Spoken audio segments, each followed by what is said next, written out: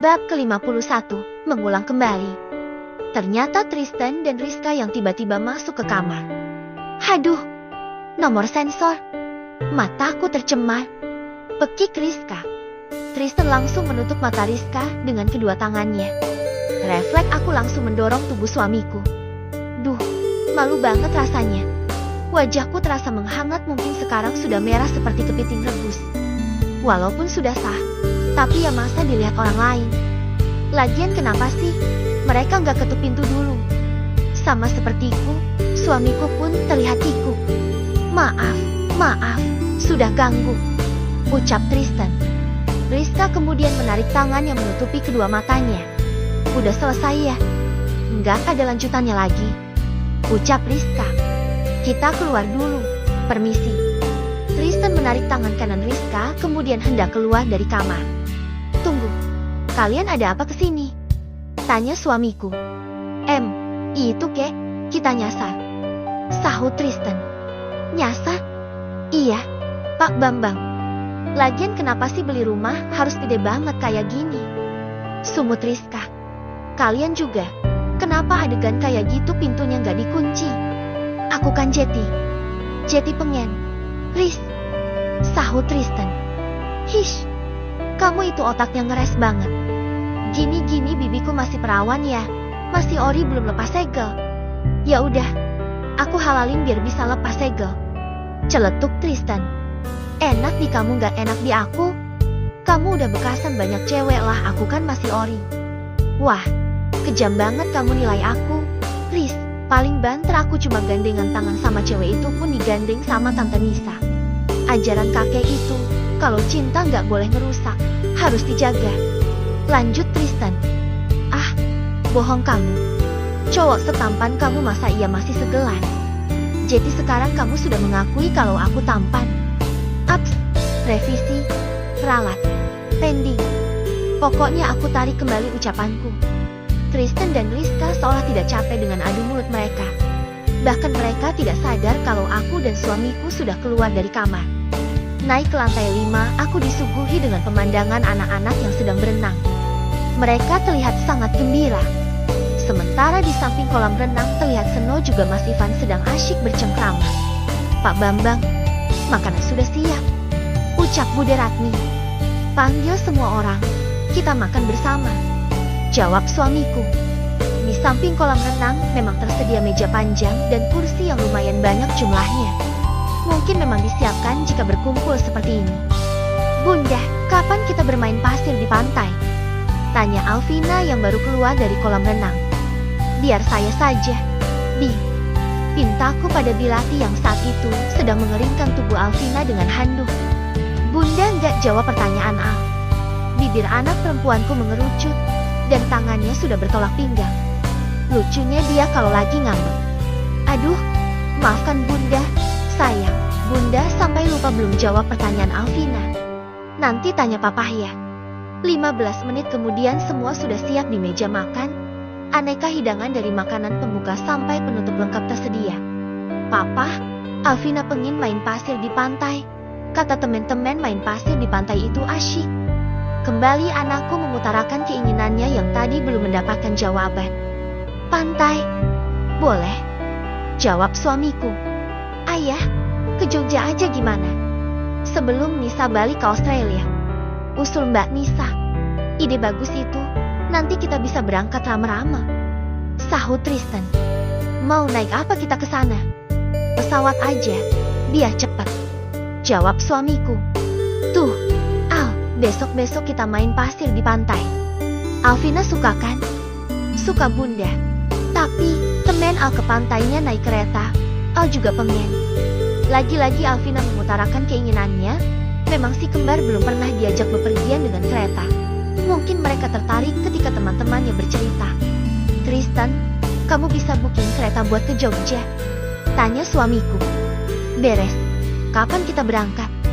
3 hari lagi, jawab suamiku. Kanda, 3 hari lagi jadwal check up ke rumah sakit loh.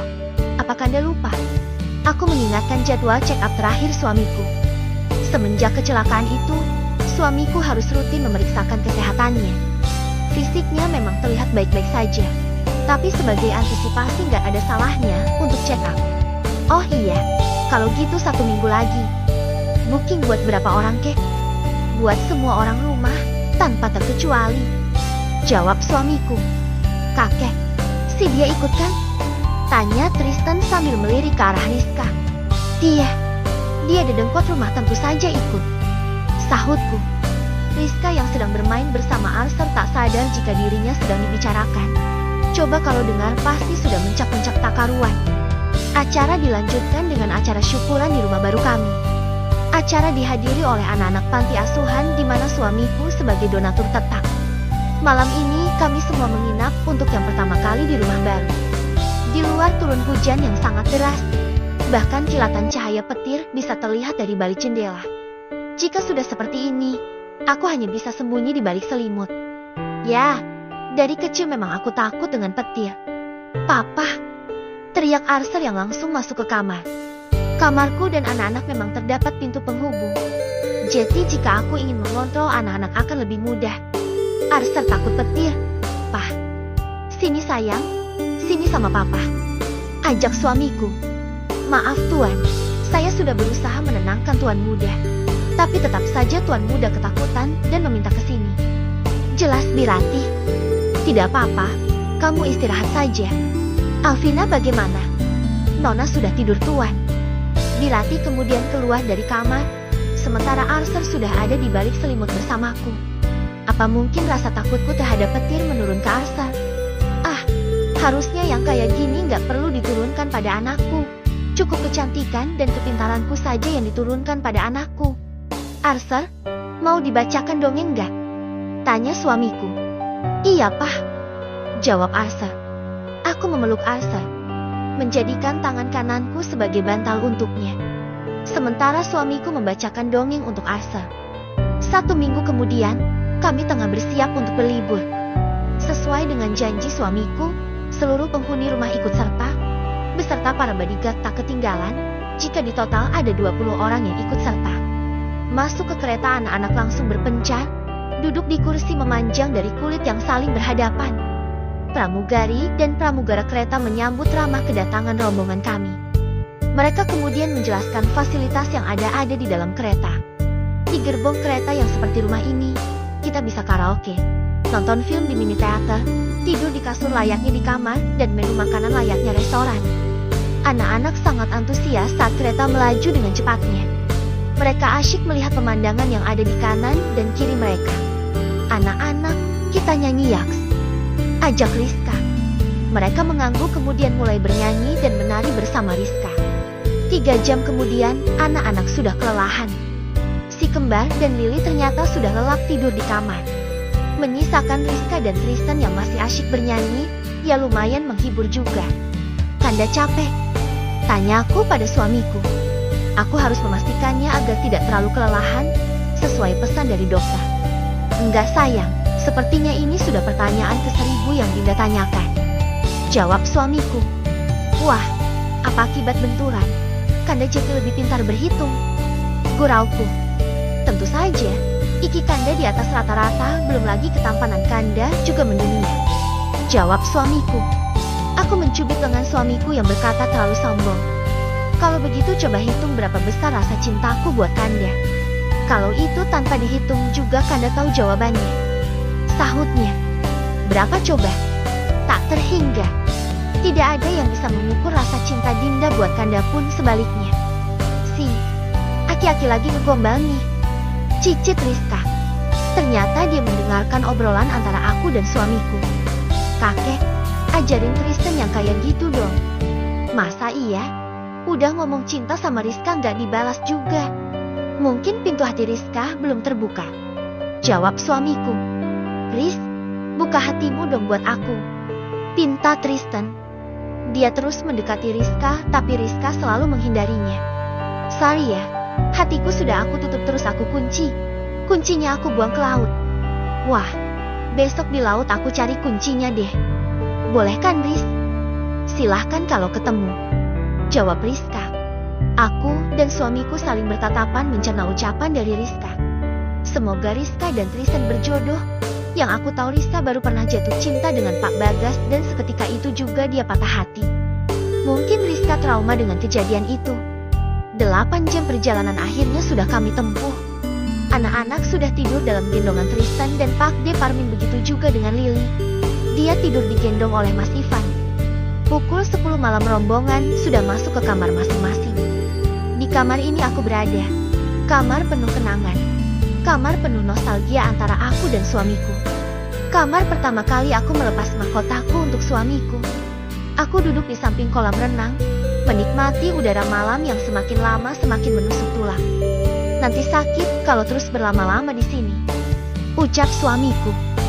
Selimut kini sudah membungkus tubuhku dari bagian belakang. Kanda ingat tempat ini. Kursi di sampingku ditariknya, kemudian suamiku duduk di hadapanku meraih tanganku dan menciumnya. Kanda selalu mengingatnya, tak akan pernah lupa. Aku tersenyum mendengarnya. Aku mencintaimu Bambang Hendromoyo. Suamiku merengkuhku membawaku dalam pelukannya. Terasa ada kecupan hangat di keningku, kemudian turun ke hidung dan bermuara pada bibiku. Ayo masuk, jangan di sini, pinta suamiku. Tanganku diraihnya dan digandengnya untuk masuk ke dalam. Di bawah selimut kembali suamiku mencium bibiku dengan mesra. Aku merindukannya. Aku menginginkannya. 2 buah kancing bajuku sudah dilepasnya. Aku menghentikannya.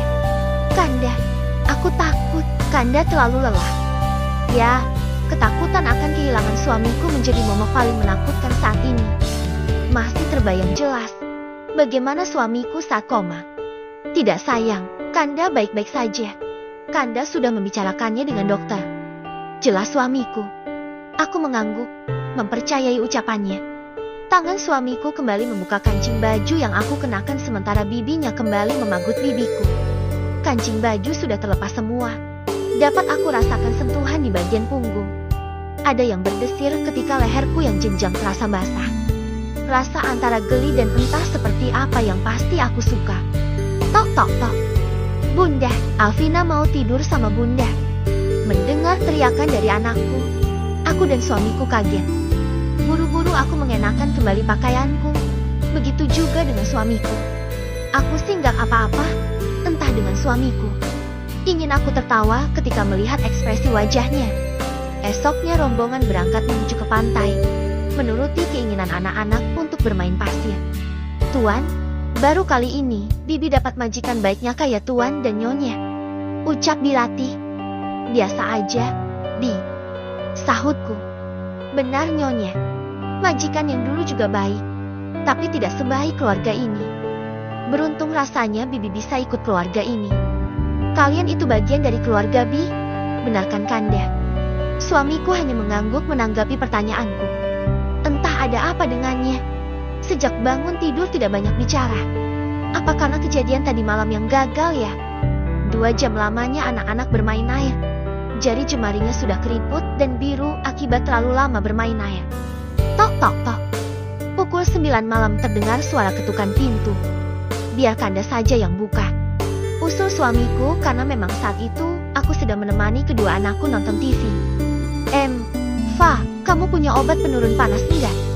Tanya Tristan. Kamu sakit? Bukan, Rizka badannya panas. Tadi dia juga sempat mengeluh pusing. Bentar aku ambilkan paracetamol. Aku kemudian beranjak menuju lemari dan mengambil obat yang dibutuhkan. Ini, titip Rizka dulu ya. Nanti kalau anak-anak sudah tidur aku ke sana. Kuserahkan 1 lempeng tablet paracetamol pada Tristan. Oh iya, Rizka riwayat sakit tipes. Aku tahu, sahut Tristan dan beranjak keluar. Pukul 2 dini hari aku terbangun. Niatnya tadi kalau anak-anak sudah tidur akan ke kamar Rizka ini, malah ikut ketiduran. Dengan perlahan aku bangkit dari tempat tidur. Kamar Rizka berada hanya berselang 3 kamar dari kamarku. Aku langsung membuka pintu kamar tanpa mengetuknya terlebih dahulu. Takut kalau aku ketuk justru malah mengganggu Rizka. Aku tahu betul tabiat Rizka. Dia tidak pernah mengunci kamar tidurnya entah di rumah atau dimanapun. Begitu masuk ternyata memang Rizka sudah tidur. Di sampingnya ada Tristan yang menunggunya dengan berpangku tangan. Tristan, panggilku lirih. Kamu, Fa? Jawab Tristan dengan sedikit kaget. Bagaimana keadaan Rizka? Sudah mendingan, Fa. Itu aku kompres, jawab Tristan. Dia kemudian mengambil handuk kecil yang ada di dahi Rizka, kemudian menggantinya dengan yang sudah dicelupkan ke air dan memerasnya. Kamu belum tidur? Tristan menggeleng. Bagaimana mungkin aku bisa tidur sementara dia merintih kesakitan? Fah, ya sudah kamu istirahat saja. Biar gantian aku yang jaga Rizka. Usulku. Enggak, Fah. Dia tanggung jawabku. Mana mungkin aku bisa membiarkan orang yang aku cintai sakit sendirian. Seperti kamu waktu sama kakek. Bukankah kamu juga ingin selalu di sampingnya? Tanya Tristan balik. Apa kamu sungguh-sungguh mencintai Rizka? Aku belum pernah merasakan rasa seperti ini, Fah. Dia yang membuatku nyaman. Dia yang selalu terlihat bahagia. Dia yang selalu membuat orang di sekitarnya ceria. Aku jatuh cinta pada Rizka. Fah, dulu Pak Bagas juga bicara seperti itu. Tapi nyatanya dia menyakiti Rizka. Dia berpaling dengan mantannya yang menurutnya lebih cantik. Jangan samakan aku dengan Bagas, Fah. Aku suka Rizka apa adanya. Kamu pernah punya mantan? Pernah, dan itu hanya satu. Tapi dia meninggalkanku untuk laki-laki lain, jawab Tristan. Malam itu akhirnya Tristan mengungkapkan perasaannya. Bercerita bagaimana kehidupannya di Australia yang sesungguhnya kesepian. Makanya waktu bertemu dengan Rizka dia jadi merasa lebih bersemangat. Tristan itu sesungguhnya tampan, pawakannya yang tinggi, putih, dan hidungnya yang mancung menjadi daya tarik tersendiri olehnya. 3 hari sudah kami bersenang-senang di Jogja. Hari ini, saatnya kami kembali lagi ke rumah. Sebelum kembali ke rumah, kita mengantar Mbak Nisa dulu ke bandara. Ya, Mbak Nisa, Mas Ivan serta Lily akan kembali lagi hidup di Australia. Si kembar dan Lily tampak sedih harus berpisah. Bagaimanapun juga mereka selama ini selalu bersama. Pastinya mereka akan kehilangan. Ayah, Nisa berangkat dulu ya, ucap Mbak Nisa. Anak ayah hati-hati, sering-sering hubungi ayah, jawab suamiku. Van, titip Nisa, buat dia selalu bahagia. Iya, ya, pasti, jawab Mas Ivan.